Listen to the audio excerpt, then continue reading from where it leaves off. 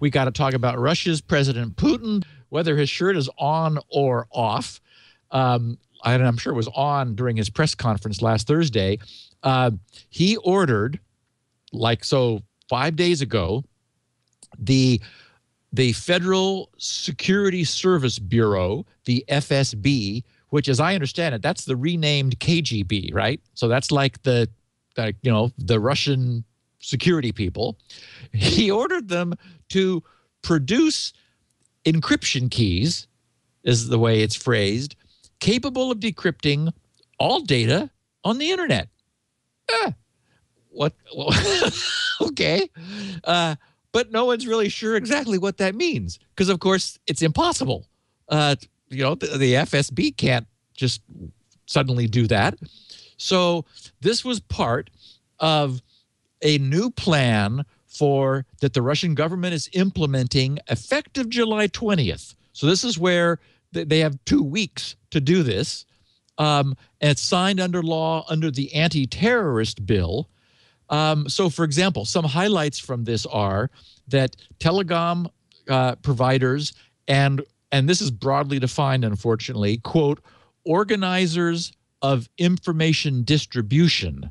So that is everyone assumes that means websites, because websites are organizers of information distribution. Get this, must store copies of the content of all information they transmit, including phone calls and text messages, for 6 months, and store the metadata for 3 years so that they can give the Kremlin whatever it wants, whenever it wants it. Now, and this is not just, they're not storing it in encrypted form. It has to be in plain text form somehow. And then secondly, not only do organizers of information distribution, unquote, have to store all transmitted information, they have to turn over, quote, any information necessary to decrypt those messages. And so additional coding, as it says in the law, must be added to electronic messages, which will function as instructions for the FSB to decode them. So, reading between the lines, this sounds like someone who was a politico who doesn't understand crypto at all, doesn't want to use the word backdoor, but absolutely wants the equivalent, is saying that, this quote, this additional coding is code for, a second key or something. It sounds so much like Feinstein-Burr, which said, we're not going to tell you to do a backdoor. You just have to be able to give us the information, whatever that takes. Exactly. So in pronouncing Mr. Putin's decision to sign the amendments into law Thursday, his spokesman, Dmitry Peskov, told reporters that the president instructed the government to make adjustments if the measures indeed do pose any, quote, financial risks, unquote. But there again, it's like, okay, what does that mean? Dmitry, quote, the government will keep a close eye on how this law is implemented, and if some unpleasant consequences are discovered, the president will ask the government to take steps. Again, murk added to more murk. So, again, it's like I'm glad I'm in the United States of America, although, as you said, Leo, Feinstein-Burr was trying to do the same thing. Not so very different, yeah. I think every government. But the real problem is this means, well, they're going to have to outlaw WhatsApp. They're going to have to outlaw Facebook. They're going to have to, because no backdoor is possible.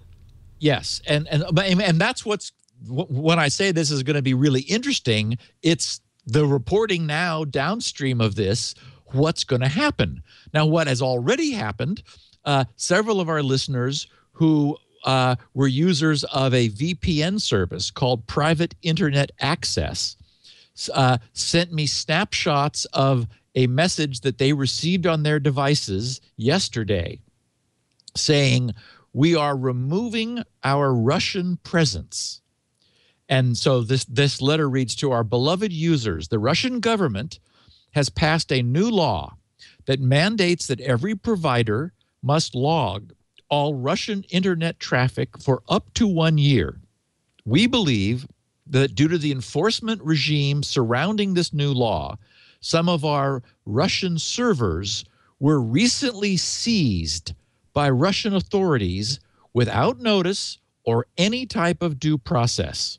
We think it's because we are the most outspoken and only verified no-log VPN provider. Now, okay, we can see that they're spinning this into a little bit of a PR bump for themselves, but still, they continue. Luckily, since we do not log any traffic or session data, period, no data has been compromised. Our users are and will always be private and secure.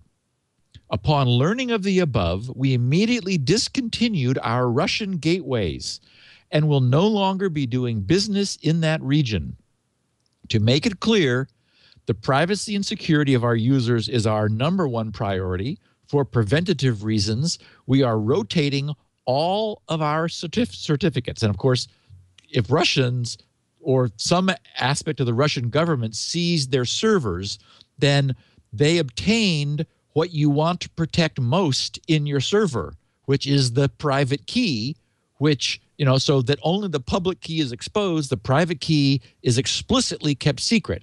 But if Russian authorities come and raid your data center and take your servers, you've lost control of your keys. So they absolutely had to immediately cease all use of keys that could have been compromised.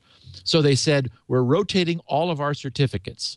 Furthermore, we're updating our client applications with improved security measures to mitigate circumstances like this in the future, on top of what's already in place. In addition, our manual configurations, and then they go on with more marketing spiel. But so the point is, here is the first of, as you were saying, Leo, many probable pullouts from the Russian Federation, because it may come down to essentially what Brazil has been trying to do with WhatsApp, which is either give us the content of conversations or we're going to shut you down. And in this case, it's if you do encrypted communications that we cannot decrypt, you are breaking Russian law, and so the consequence is pull out. Yeah, I know, because I mean, now that would be the economic consequence. I would think that they're referring to is like, if this puts, you know, makes us a third world nation, maybe we won't do it. Exactly, and so what again? So I'm glad I'm not there. Of course. Oh, and Snowden's not happy. He grumbled about it. It's a dark day for Russia. Exactly. He forgot that he was living in a totalitarian state, apparently. They was the only one that would have him. Yeah. So anyway, fascinating to see what's going to happen. And I mean, so here we have real, like, the immovable forces coming into collision. Putin saying no encryption, that FSB cannot decrypt. So what happens? Do the services remain but go decrypted? I mean, you can't do usernames and passwords. I mean, even if we rolled back 10 years to when most things were HTTP, but at least logging in was secure. Now, of course, we know that was never actually even secure, because the browser was given a cookie, which, if that cookie is not marked as secure, and it can't be marked as secure, if you're then going to fall back and maintain session state over an HTTP non-encrypted connection, as we know, that allows session hijacking, you know, a la Firesheep, trivially. So, so do services drop crypto and remain, or do they just they think, oh wait, we can't do that because then we're going to confuse people? Are we encrypted or not? You know, where do we get encrypted? Really, really fascinating to see what happens when, you know, a strong man says, no internet encryption that we can't. Russia's not such a big market that these companies couldn't walk away. Now, if China does it, that would be interesting. And this may, you know, China may be watching too. Right. It's like, let's see how this goes. You know, like, what do companies do? I think you're right, Leo. I think companies have to pull up stakes. They have to say, okay, fine.